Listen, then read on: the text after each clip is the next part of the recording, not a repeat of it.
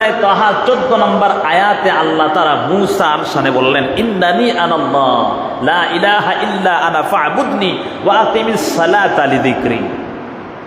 নিশ্চয়ই আমি আল্লাহই রব, আমি আল্লাহ তাআলা, অন্য কোনো ইলাহ নাই। তোমরা আমারই ইবাদত করবা এবং নামাজের মাধ্যমে মহান রবকে স্মরণ করবা। সব বাদ দেন, সবার সরদার নবী কোন নবী? আমাদের নবী বিশ্ব নবী সাল্লাল্লাহু আলাইহি ওয়া আলিহি ওয়াসাল্লাম। আচ্ছা, তিনাকে কোনো বলার প্রয়োজন আছে নামাজ পড়েন, রোজা রাখেন, এই কথা বলার কোনো দরকার আছে? এমনি তো হ্যাঁ, উনি সরদার, কথা বলেন ঠিক না বেঠিক?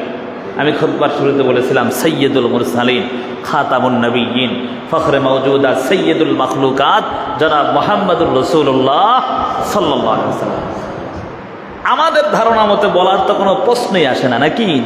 যেহেতু তিনি হলেন সবার সরদার, আল্লাহর পরে যিনার স্থান মাখলুকের মধ্যে, তিনি হলেন আমাদের নবী সাল্লাল্লাহু আলাইহি ওয়াসাল্লাম। সেই রব এই মহান মানবকে কেন আদেশ করলেন? এটার দ্বারা আল্লাহ তাআলা বান্দাদেরকে বোঝাতে চাচ্ছে যে আমি আল্লাহ আমার পরে মানব জাতির মধ্যে যার স্থান, তাকেও আদেশ করেছি, অতএব বুঝে নাও তোমাদের মধ্যে এটা কতটুকু গুরুত্ব। সূরা তাহার 132 নম্বর আয়াতে আল্লাহ বলেন, ওয়া'মুর আহলাকা বিস-সালাহ ওয়াসতাবির আলাইহা লা নাসআলুকা রিজকা নাহনু নারযুকুকা ওয়াল আকিবাতু লিত-তাকওয়া। আল্লাহ নবীর আদেশ করে বলেন, ওয়া'মুর আহলাকা বিস-সালাহ, হে নবী, আপনি নিজেই তো নামাজ পড়বেন, নামাজের উপর প্রতিষ্ঠিত থাকবেন, আপনার আহাল পরিবার পরিজনদেরকেও নামাজের আদেশ করেন। সুবহানাল্লাহ, জোরে বলবেন না সুবহানাল্লাহ? লা নাসআলুকা রিজকা, আমি আপনার কাছ থেকে রিজিক চাই না, নাহনু নারযুকুক, বরঞ্চ আমি আল্লাহ আপনাকে রিজিক দেই। সুবহানাল্লাহ। ওয়াল আকিবাতু লিত-তাকওয়া, মুত্তাকি যারা, তাদের পরিণাম শুভ হয়, ভালো হয়, কল্যাণকর হয়। সুবহানাল্লাহ। মুত্তাকি তো তারাই হয় যারা মহান রবের আদেশগুলো মানে। কথা বলেন ঠিক না বেঠিক?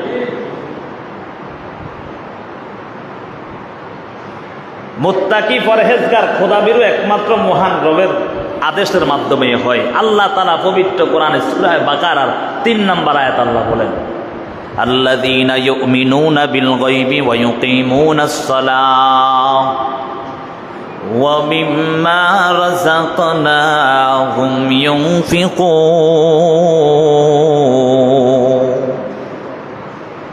الذين يؤمنون بالغيب ويقيمون الصلاة ومما رزقناهم ينفقون.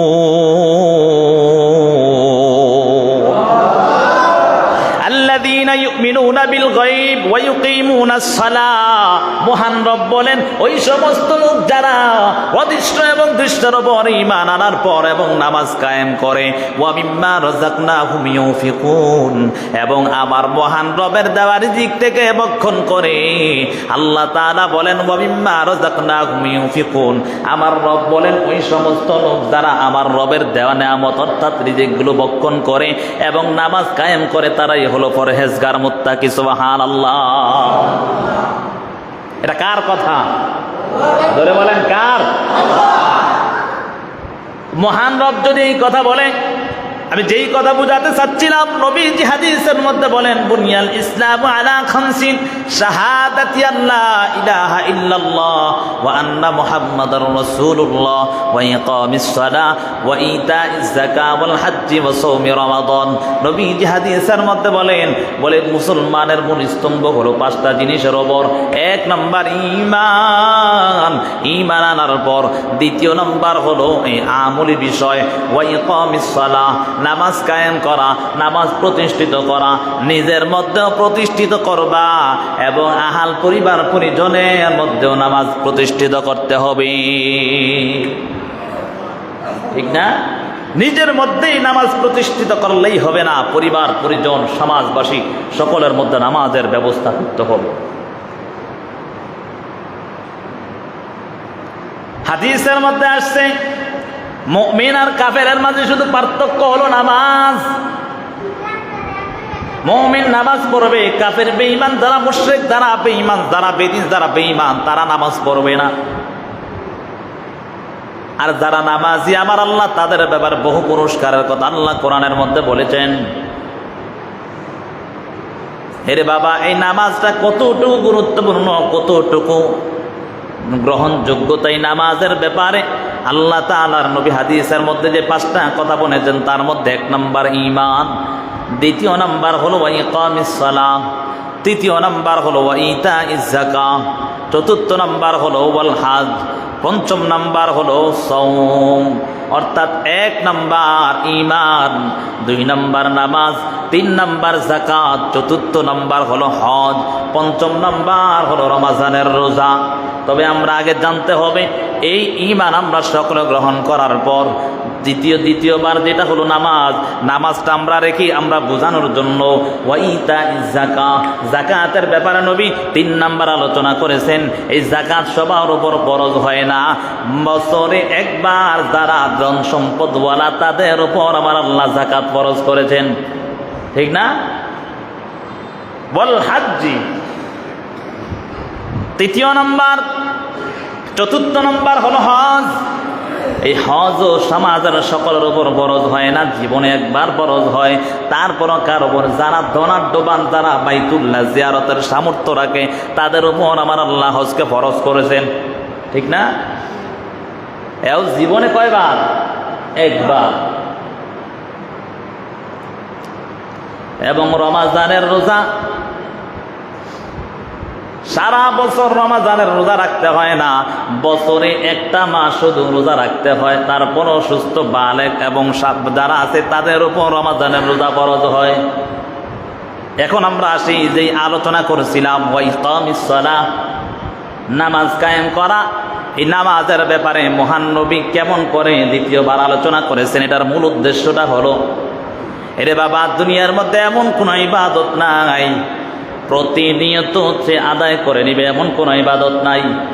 কিন্তু আমার আল্লাহ মুসলমানের ওপর যারা সুস্থ মস্তিষ্ক এবং বালেগ অর্থাৎ প্রাপ্ত বয়স্ক তাদের ওপর প্রত্যেক দিন 5 বারের হাজিরা দিয়েছেন, 5 ওয়াক্ত নামাজ, ঠিক না? এই নামাজটা কতটুকু গুরুত্বপূর্ণ হলে এই জিনিসটা হতে পারে যে প্রতিনিয়ত প্রত্যেক দিন 5 বার তাকে আল্লাহর কুদরতি কদমে সিজদা দিতে হবে। সুবহানাল্লাহ। তবে এই নামাজ যদি সঠিক করতে হয় আমাদের কিছু নিয়ম আছে, সেটা হলো গত সপ্তাহে আলোচনা করেছিলাম, হালাল খাবার খাইতে হবে। কি খেতে হবে? হালাল খাবার খেতে হবে। হালাল খাবার খাইয়া যদি আল্লাহকে ডাক দে আল্লাহ কবুল করবে।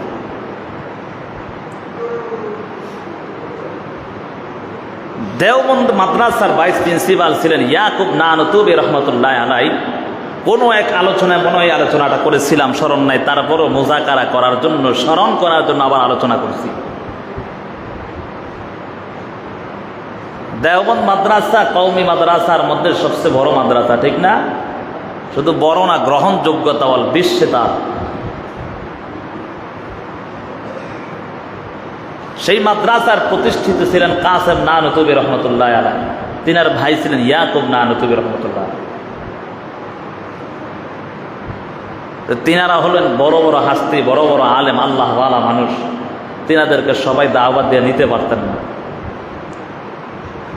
হালাল খাবারের কি দাম সেটা বোঝানোর জন্য বলছি।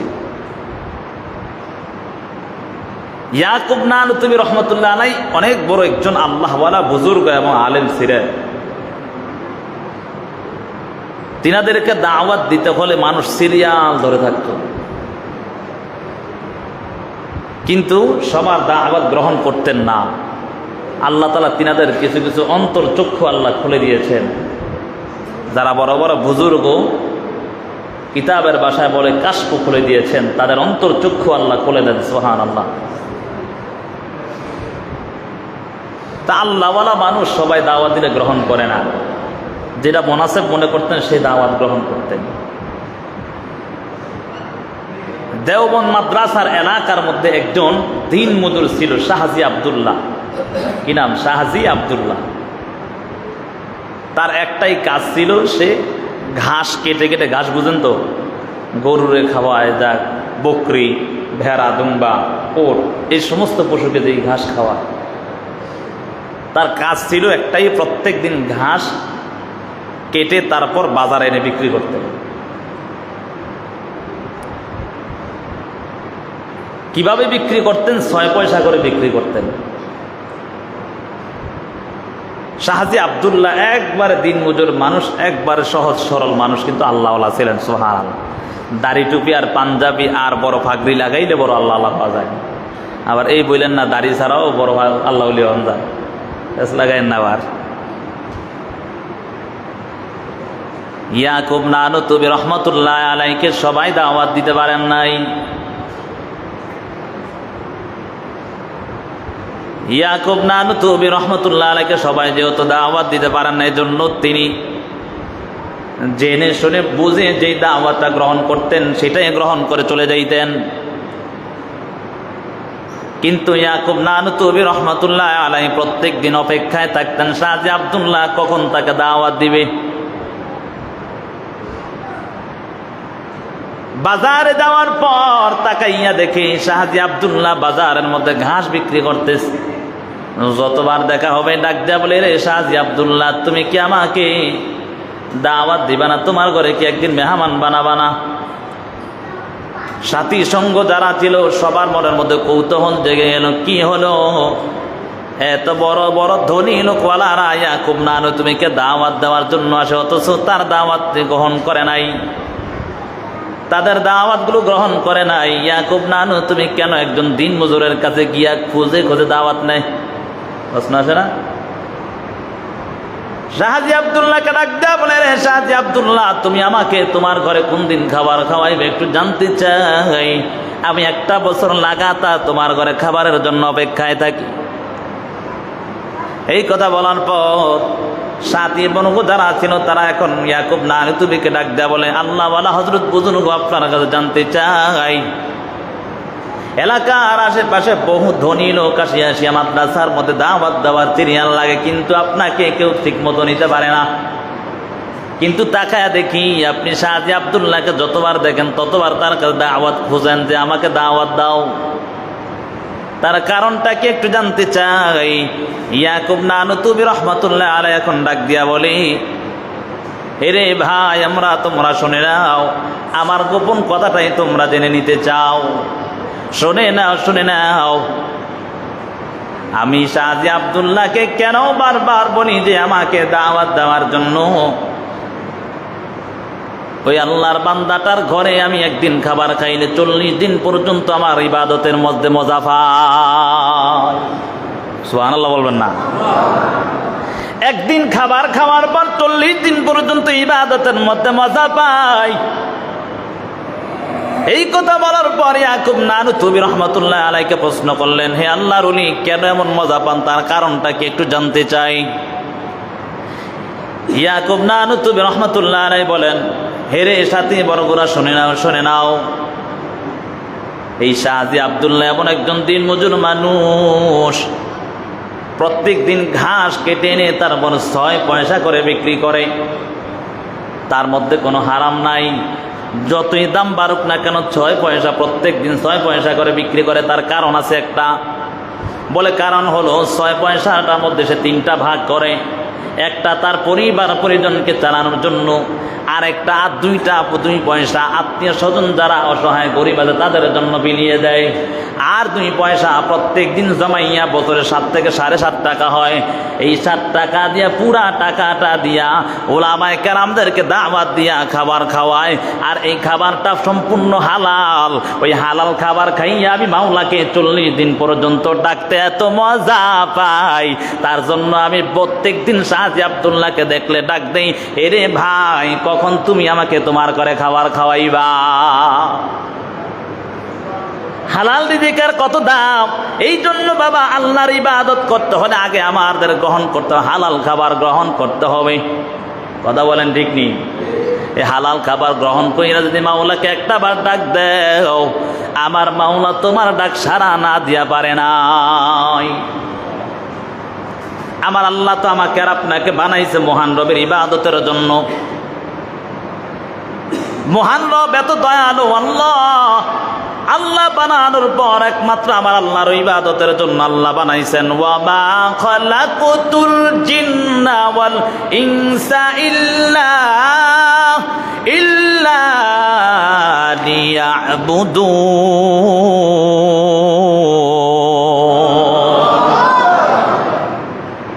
আল্লাহ তাআলা পবিত্র কোরআনের মধ্যে বলেন ওয়া মা খালাকতুল জিন্না ওয়াল ইনসা ইল্লা লিয়াবুদুন। আমি আল্লাহ মানব জাতি আর জিন জাতিকে বানালাম আমি আল্লাহর ইবাদত করার জন্য, অন্য কারো ইবাদত করার জন্য নয়। তারপর আমার আল্লাহ কেমন করে বলে, আল্লাহ তাআলা মুমিনদের জান মাল ক্রয় করে নিয়েছেন জান্নাতের বিনিময়ে। সুবহানাল্লাহ। ইন্নাল্লাহা আশতারা মিনাল মুমিনিনা আনফুসাহুম ওয়া আমওয়ালাহুমুল জান্নাহ। আমার আল্লাহ তাআলা বলেন, হে দুনিয়ার মানুষ, আমি আল্লাহ মুমিনদের জানমালকে ক্রয় করে নিয়েছি জান্নাতের বিনিময়। তাহলে আমরা ক্রয়কৃত মানুষ, কথা বলেন ঠিক না বেঠিক? আমরা সবাই বিক্রি হয়ে গেছি, ঠিক না? বিক্রি হওয়ার পর এখন আর কি আমগো ঝোল খাওয়ার সময় আছে? কথা বলেন। আপনার কাছে সম্পদ বিক্রি করে দিছি আমি, সম্পদ বিক্রি করে দেওয়ার পর সেই সম্পদকে আমি আবার কর্তৃত্ব খাটাতে পারবো? হ্যাঁ। তাহলে আমাদেরকে আল্লাহ তাআলা বলেন যে আমি তোমাদেরকে ক্রয় করে নিয়েছি জান্নাতের বিনিময়ে। সুবহানাল্লাহ। যদি ক্রয় করেই থাকে তাহলে আল্লাহ তাআলার আদেশ অনুযায়ী যদি ক্রয় করেই থাকে, সেই হিসাবে আমার আর আপনার জোর খাটানোর কোনো সুযোগ আছে? আল্লাহ যেভাবে বলে সেভাবেই তো করার প্রয়োজন। কথা বলেন ঠিক না বেঠিক? বুঝলেন কথাটা? যেমন আমি জমি ক্রয় বিক্রি করার পর তার মধ্যে কর্তৃত্ব খাটানোর সুযোগ নাই, আল্লাহ তাআলা আমাকে আর আপনাকে ক্রয় করে নিয়েছেন জান্নাতের বিনিময়। আমার আর আপনার জীবন নিজের মতো পরিচালনা করার সুযোগ, কথা বলেন ঠিক না বেঠিক? আমার আর আপনার জীবনকে নিজের মতো পরিচালনা করার সুযোগ আল্লাহ দেন নাই। কেন দেন নাই? কারণ আল্লাহ আমাকে আর আপনাকে ক্রয় করে নিয়েছেন। তাহলে আমরা হলাম ক্রয়কৃত জাতি। কার কাছে? মহান রবের কাছে। তার ঠিকানি বিষয় নয়। কিসের ক্রয় করেছি, কিসের দ্বারা, কিসের বিনিময়? বলে সেটা হলো জান্নাতের বিনিময়। সুবহানাল্লাহ। সেই জান্নাতে যেতে চাইনি আমরা। কে কে জান্নাত? দুটো হাত তোলেন। দেখছেন নি অবস্থাটা? চায় না কে কে? হেরা সবাই হাত তুলে দেখছে, তা বুঝে না নাকি? কে কে জান্নাতে যেতে চাই? দুটো হাত তোলে, আল্লাহকে দেখাই। দেখেন এবার কে হাত তোলেন, এবার দেখেন। আল্লাহ কবুল করো। নারে তাকবীর। আল্লাহ কবুল করো। জান্নাতে যাইবেন তো ইনশাআল্লাহ। আর না দিলেও জামু ঠেল্লা হইল ইনশাআল্লাহ। কথা বলেন ঠিক না বেঠিক? নামাজ না হইরা, হ্যাঁ, নামাজ না হইরা, রোজা না রাইখা, আল্লাহর ইবাদত না কইরা, আর আশা আছে আল্লাহ তো দয়ালু দিয়া দিব জান্নাত। এত সোজা। আল্লাহ বুঝার তৌফিক দেন সকলে বলি আমিন। তাহলে মুমিনরা হলো ক্রয়কৃত, অর্থাৎ বিক্রি হয়ে গেছে। কার কাছে? আল্লাহর কাছে বিক্রি হয়েছে। কার কাছে? কিসের বিনিময়? জান্নাতের বিনিময়। সুবহানাল্লাহ। এই জান্নাতের দূরত্ব কতটুকু জানো? কিতাবের মধ্যে পাওয়া যায় এই জান্নাতের দূরত্ব পৃথিবী নিকে নিয়ে 7 আসমানের উপর পর্যন্ত জান্নাতের দূরত্ব। সুবহানাল্লাহ। এই জান্নাতের বিনিময়ে মুমিনদেরকে আমার মালিক ক্রয় করেছে। বলে এই মালিক ক্রয় করার কারণে আমার আল্লাহর আদেশ মতো আমাদের জীবনটাকে পরিচালনা করতে হবে। আমার আল্লাহ, এরে বাবা আমি আপনাদেরকে বোঝানোর জন্য বলতেছি, আমরা যেমন জমিন বিক্রি করার পর তার মধ্যে কর্তৃত্ব খাটাইতে পারি না, মহান রব আমাকে আর আপনাকে ক্রয় করার মাধ্যমে আমরা আমাদের নিজেদের মতো নিজের জীবনটাকে পরিচালনা করতে পারি না। আমার রবের আদেশ মতো আমরা পরিচালনা করতে হবে। আল্লাহ কেমন দয়ালু, আল্লাহর বাবা বুঝাতে চাই। আমার আল্লাহ কেমন দয়ালু। আমার আল্লাহ তোমাকে আর আমাকে ক্রয় করার পর আমার আল্লাহ কিন্তু বলতে পারতেন সকাল থেকে সন্ধ্যা পর্যন্ত আমি আল্লাহর ইবাদত করবি, আমি আল্লাহর সামনে দাঁড়ায় থাকবি, অন্য কোনো কাজ করতে পারবি না, ঠিক না? আল্লাহ বলতে পারতেন, হে দুনিয়ার মানুষ, হে বনি আদম, আমি আল্লাহ তোদেরকে ক্রয় করেছি, অতএব তোমরা আমি আল্লাহর ইবাদত করবা। বলে কেমন করে? সকাল থেকে সন্ধ্যা পর্যন্ত আমার ইবাদত করবি, অন্য কারো ইবাদত করবি না। সকাল থেকে সন্ধ্যা পর্যন্ত একটা মুহূর্তের জন্য আমি আল্লাহর সামনে থেকে সরতে পারবি না। আল্লাহ বলে না না, তুই ব্যবসা বাণিজ্য কর, আমি আল্লাহর কোনো বাধা নাই। তুই কাজ করবি, আমি আল্লাহর কোনো বাধা নাই। তুই চাকরি বাকরি করবি, আমি আল্লাহর কোনো বাধা নাই। সব কিছু করার পর আমি আল্লাহকে শুধু 5টা বার ডাক দিবি। আমি আল্লাহ তোর 5টা বাকের ডাকের বিনিময়ে আমি আল্লাহ তোকে জান্নাত ওয়াজিব করে দিব। সুবহানাল্লাহ। আল্লাহ কত দয়ালু আল্লাহ। অথচ আজকে আমরা মানুষ নিমুখারামি করতেছি আমার মহান রবের সাথে। এই জন্যই তো আল্লাহ বলেন আফালা ইয়ালামু ইযা বুসিরা মা ফিল কুবুর আফালা ইয়ানজুরুনা ইলাল ইবিলি কাইফা খুলিকাত। মহান রব বলে, হে দুনিয়ার মানুষ, কত বড় নিমুখারাম হয়ে গেলি। একটু উটের দিকে, জন্তুর দিকে তাকায় দেখ। ওই জন্তুগুলো আমার মাওলার কেমন দাসত্ব করে, মাওলার কেমন গোলামি করে। আমি আর তুমি আমার মাওলার কেমন ভাবে নাফরমানি করি। আমার আল্লাহ আমাকে তোমাকে সৃষ্টি করেছেন, এটাই তো মাওলার বড় দয়া। কথা বলেন ঠিক না বেঠিক? আমার আল্লাহ দয়া করিয়া মায়া করিয়া সৃষ্টি করেছেন, ইবাদত তো তারই করব। আল্লাহ তারপর অফার দিয়া দিলেন, বলে হে দুনিয়ার মানুষ শুনে নাও, শুনে নাও, তোমাদেরকে আমি আল্লাহ সৃষ্টি করেছি এতটুকু বলে ক্ষান্ত হয়ে যাই নাই। আমি আল্লাহ তোমাদেরকে সৃষ্টি করার পর আমি আল্লাহ তোমাদেরকে জান্নাতের বিনিময়ে তোমাদের জানমালকে ক্রয় করলাম, অফার দিয়া দিলাম, জান্নাতের অফার দিলাম। এই অফারটাকে গ্রহণ করতে যদি চাও, আমি মাওলার বিধানগুলো 5টা ওয়াক্তে আমি আল্লাহকে 5টা বার ডাক দিবা। অফার যদি গ্রহণ করতে চাও তাহলে 5টা ওয়াক্তে আমাকে 5টা বার ডাক দিবা। কেন জানো এই নামাজটার কত গুরুত্ব জানো? এই নামাজের কত দাম? এরে বাবা, দুনিয়ার জমিনের মধ্যে যত ইবাদত যত কিছুই হোক না কেন, আমার রব ওহী আকারে জিবরাইল আমিনের মাধ্যমে নবীর কাছে পাঠাইছেন। কিন্তু এই নামাজের ব্যাপার আমার আল্লাহ তাআলা স্বয়ং নবীকে ডাকিয়া সরাসরি নামাজের আদেশ দিয়েছেন, নামাজ হাদিয়া দিয়েছেন। আল্লাহ তাআলা নবীকে সরাসরি ডেকে, সুবহানাল্লাহ। তারপরও কেমন ডেকে কেমন ভাবে দিয়েছে, নবীকে কি পর্যন্ত মহাব্বত করেছে। মায়ার নবী, বিশ্ব নবী যখন গিয়েছেন আল্লাহর কাছে মেরাজে, যাওয়ার পর আল্লাহ তাআলা 50 ওয়াক্ত নামাজ দিয়েছে। সুবহানাল্লাহ, সুবহানাল্লাহ বলবেন না? আচ্ছা বলেন তো, আল্লাহ কি বান্দার হালত জানে না? বান্দার পরিস্থিতি কি আল্লাহ বুঝে না? কথা বলেন না, বুঝে নাই? বান্দা যে 50 ওয়াক্ত পড়তো না, এটা তো আমরা সবাই জানি। কথা বলেন ঠিক না বেটি? আল্লাহ ভালো করে জানেন। আল্লাহ কেন বান্দার ওপর 50 ওয়াক্ত নামাজ ফরজ করলেন? প্রশ্ন আসে না নাই? নবীকে যখন 50 ওয়াক্ত নামাজ দিল, বিশ্ব নবী সরকারে তো আলম যখন 50 ওয়াক্ত নামাজ নিয়ে চলে আসলেন, 6ষ্ঠ আসমানে আসার পর তাকায় দেখে পয়গম্বর মূসার সাথে মোলাকাত হয়ে গেল। পয়গম্বর মূসা ডাক দিয়া বলে, হে মুহাম্মদুর রাসূলুল্লাহ, শেষ নবী সরকারে তো আলম, আপনি কোথা থেকে আসছেন? আল্লাহর সাথে মোলাকাত করে আসছেন। আল্লাহ আপনাকে কি এমন হাদিয়া দিয়েছে একটু জানতে চাই।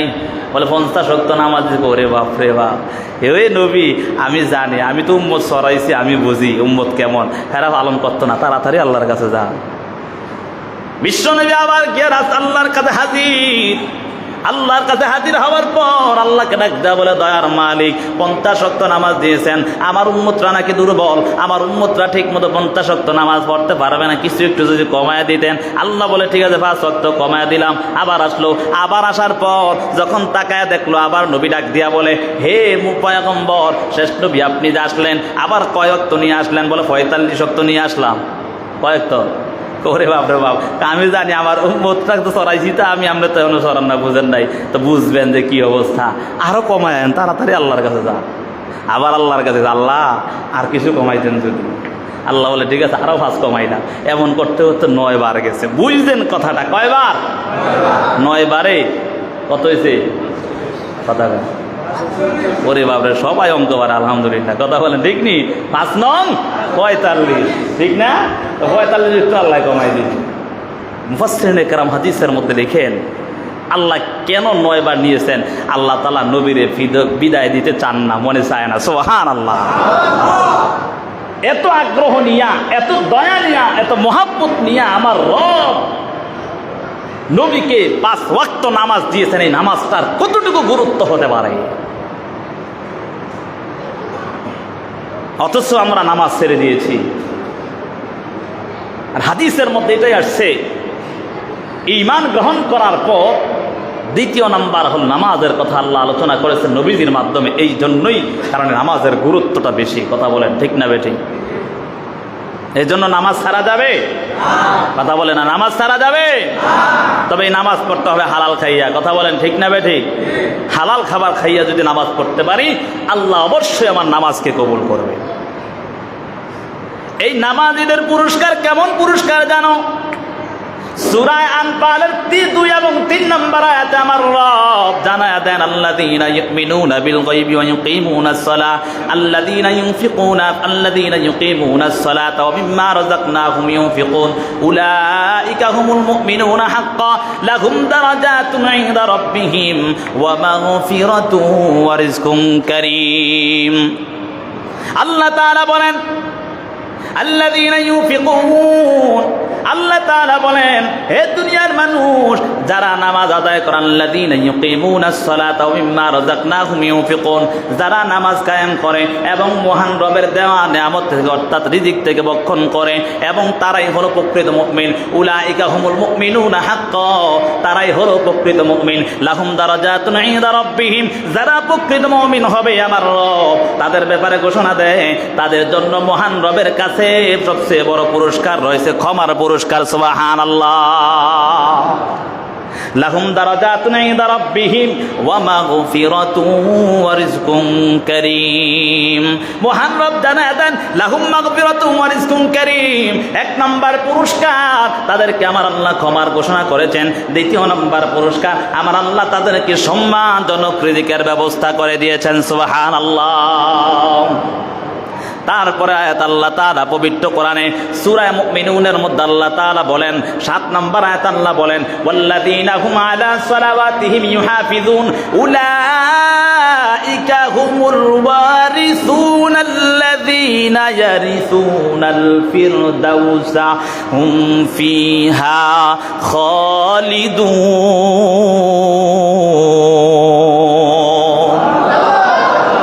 ওয়াল্লাযীনা হুম আলা সালাওয়াতিহিম ইউহাফিজুন, মহান রব বলেন তারাই হলো প্রকৃত মুমিন, সফল মুমিন, যারা নামাজের প্রতি যত্নবান হয়, যারা নামাজের প্রতি খেয়াল রাখে, দেন খেলে নামাজ পড়ে। উলাইকা হুমুল ওয়ারিসুনাল্লাযীনা ইয়ারিসুনাল ফিরদাউসা হুম ফিহা খালিদুন, যারা সফল মুমিন হয় তাদেরকে আমার আল্লাহ ঘোষণা দেয় তাদেরকে উত্তরাধিকারী বানায়া দিবে। বলে কিসের উত্তরাধিকারী? হুম ফিহু আল্লাযীনা ইয়ারিসুনাল ফিরদাউসা, তাদেরকে আমার আল্লাহ উত্তরাধিকারী বানায়া দিবে। বলে যেই কিসের উত্তরাধিকারী বানাবে? বলে জান্নাতুল ফিরদাউসের উত্তরাধিকারী আল্লাহ বানাবেন। সুবহানাল্লাহ। হুম ফিহা খালিদুন। আল্লাহ বলেন হে দুনিয়ার মানুষ শোনো, আমি আল্লাহ তোমাদেরকে জান্নাতুল ফেরদাউসের মালিক বানায় ক্ষান্ত হব নাই। বলে তোমাদেরকে কিছুক্ষণ সেখানে রেখে আবার বের করে দিব? বলে না না, হুম ফিহা খালিদুন, আমি আল্লাহ ঘোষণা দিলাম সেখানে তোমরা চিরকাল অবস্থান করবে। সুবহানাল্লাহ।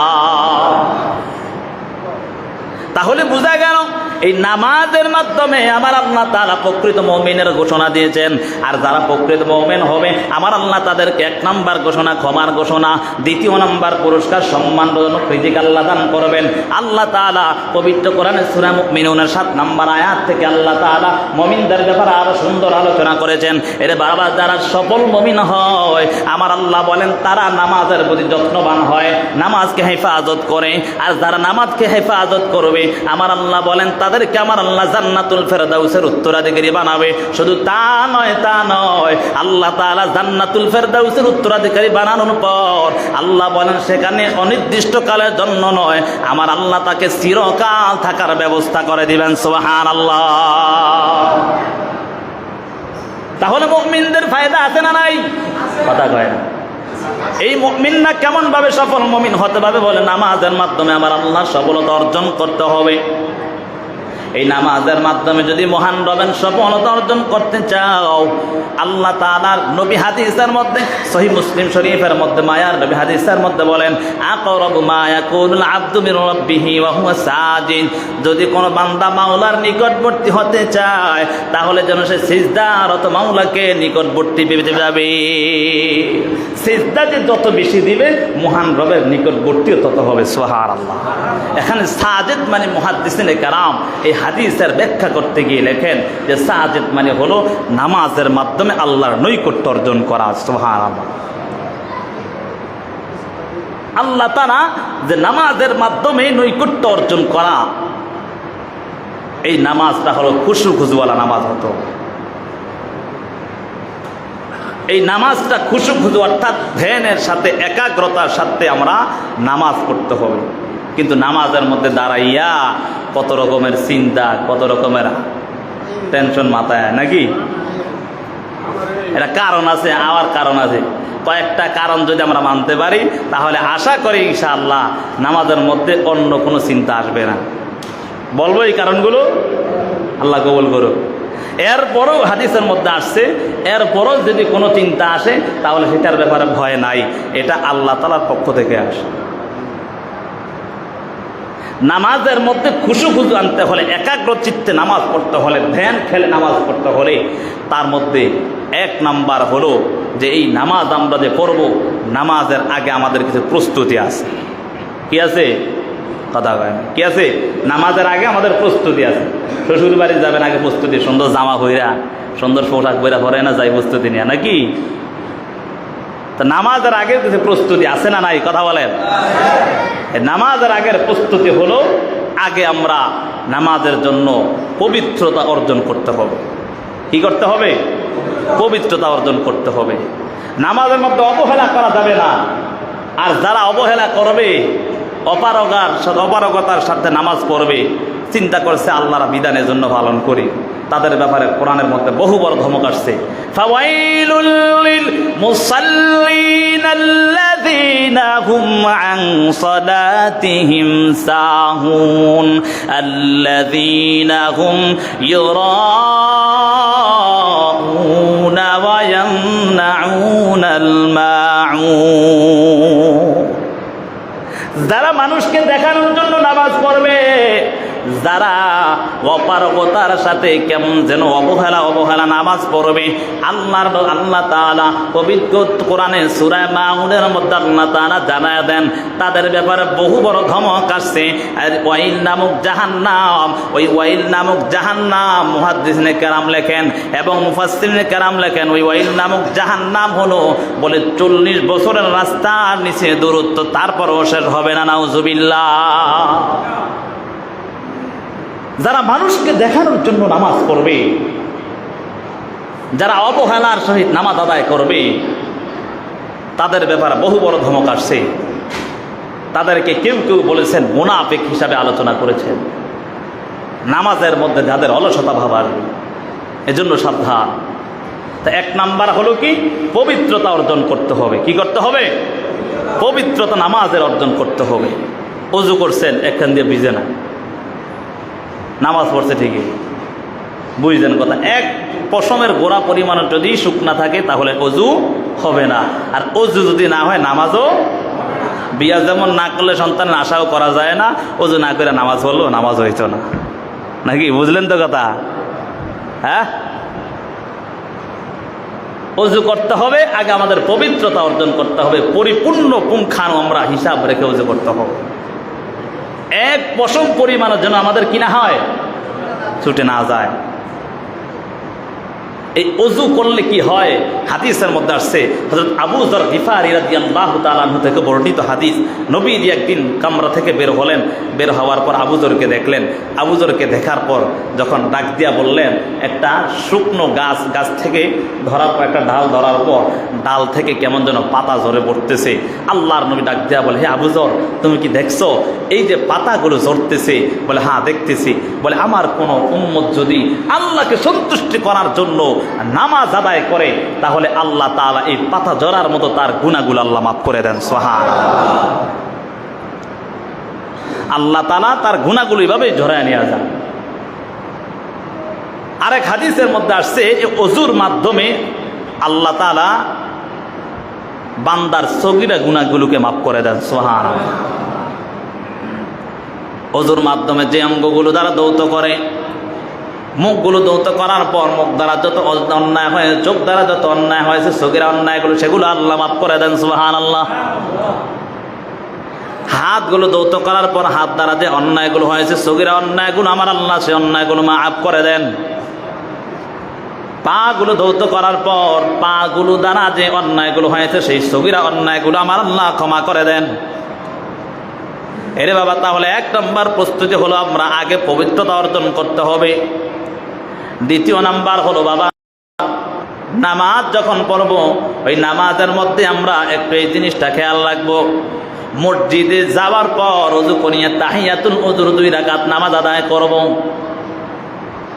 বলে ওযুর ফরজ করি না, বা তাহিয়াতুল ওযুর নামাজ। তাহিয়াতুল ওযুর নামাজের কত দাম! হাদিসের মধ্যে আসছে নবীজি যখন মেরাজে গেলেন, জান্নাত জাহান্নাম ভ্রমণ করলেন, জান্নাত ভ্রমণ করার পর তখন কেমন যেন পায়ের আওয়াজ শুনতে পাইলেন। সুবহানাল্লাহ। নবীজি মেরাজ সারার পর আসলেন, আসার পর দুনিয়ার জমিনে আবার যখন আসলেন, বেলাল মোলাকাত হলো। বেলালকে ডাক দিয়া বলে, বেলাল বলো, আমি যখন জান্নাতের মধ্যে প্রবেশ করলাম আমি দেখলাম তোমার আওয়াজ শুনতে পাইলাম, তোমার পায়ের আওয়াজগুলো যেন হয় আমার সামনে দিয়ে আওয়াজ হইতেছে আর তুমি আমার সামনে হাঁটতেছো। সুবহানাল্লাহ। নবীজি বলে, হে বেলাল বলো তুমি এমন কোন আমল করতা, একটু বলো তো দেখি, যার কারণে আমার আল্লাহ মনে হয় জান্নাতে তোমাকে আমার বডিগার্ড হিসাবে কবুল করছে। সুবহানাল্লাহ। বেলাল বলে, ইয়া রাসূলুল্লাহ, আমার এমন কোন আমলের কথা স্মরণ নাই, তবে একটা আমল আমার স্মরণ আছে। যে আমলটা হলো, আমি প্রত্যেকদিন ওযু করার পর 2 রাকাত তাহিয়াতুল ওযুর নামাজ আমি আদায় করতাম। আমার নবী বলেন, হে বেলাল শোনো, এই 2 রাকাত তাহিয়াতুল ওযুর নামাজ আদায় করার কারণে আমার আল্লাহ তোমাকে জান্নাতের বডিগার্ড হিসাবে কবুল করেছে। সুবহানাল্লাহ। এজন্য বাবা তাহিয়াতুল ওযুর নামাজ আদায় করব। তৃতীয় নাম্বার হলো, যে সুন্নত কিংবা মুআক্কাদা নামাজগুলো আছে সেগুলো আগে আগে আদায় করব। এই আদায় করার পর তারপরে যদি আমরা নামাজের মধ্যে দাঁড়াই, নামাজের মধ্যে দাঁড়ানোর পর যখন এই চিন্তাটা আমাদের আসবে না, কোন চিন্তা করলাম, কারণ 2 নামাজ যদি আমরা পড়ে ঠিক মতো একটা টেনশন থাকবো না মাথায়। আর যদি এর বড় আসে, হাদিসের মধ্যে আসছে, সেটার ব্যাপারে ভয় করো না, আল্লাহ সেটাকে মাফ করে দেবে। সুবহানাল্লাহ। যে কথাগুলো বললাম, সর্বপ্রথম আমাকে আমল করার তৌফিক দান করুন, তারপর সকলকে আমল করার তৌফিক দান করুন। ওয়া মা তাওফিক ইল্লা বিল্লাহ। যারা সুন্নাত আদায় করে নাই